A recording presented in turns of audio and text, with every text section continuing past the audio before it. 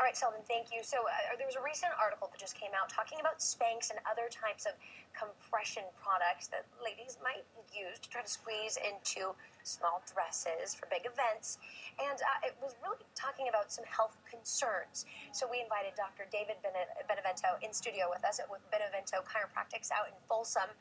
So let's start off by explaining what Spanx is and what it does. Spanx is basically a cosmetic cosmetic device that constricts tissue to make you look thinner. But there's a physics associated with that. If I constrict tissue, I'm going to direct pressure either above or below and also affect the contents within. And so recently we've had these concerns circulating that women were complaining about different health complications. Now, they were saying that Spanx could even cause blood clots. So talk a little bit about that. It can cause, basically, by constricting the tissue, you can restrict the colon. If this is the colon here and I press it, I'm going to restrict it. I can create bloating, if you will. I can create indigestion. I can create gas.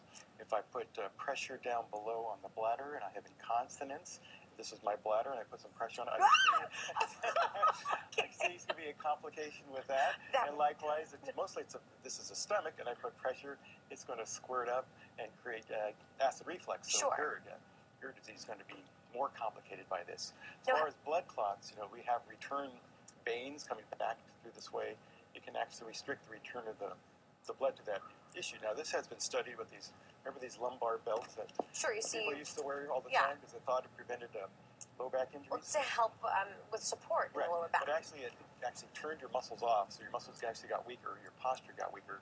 But more importantly, it created pressure above, so it increased your blood pressure, increased your risk for heart attacks, and below, it basically created those blood clots by creating varicose veins, 2 H's, hernias, and hemorrhoids, which nobody wanted anyway. So we don't want any of that that's stuff. why you don't see too many people wearing the belts, because it really didn't protect low backs, but it also created a lot of secondary problems. So with people coming into your office, are they having symptoms that are associated with Spanx? I've asked patients that wore Spanx, and the most common symptom is, epigastric discomfort, acid reflux, indigestion, bloating, even some lower back pain associated with bloating.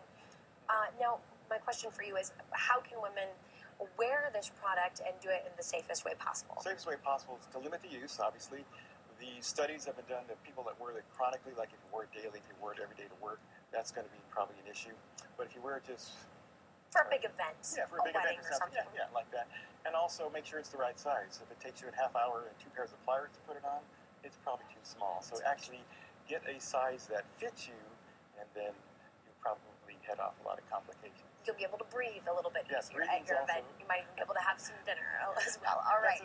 That's another side effect, breathing, because it affects your diaphragm, so you want to make sure that you can breathe. You want to be able to breathe. Yeah, because if you're standing stiff, it's going to be not very pleasant. Not good. All right. Thank you for coming in, doctor. I'm going to go dry off a little bit. I'm sorry for getting you wet. It's called a bladder control problem. Right, there you go. And with that idea, note to producers, please warn us when the chiropractors are going to do the bladder demonstration. We would appreciate that in the future.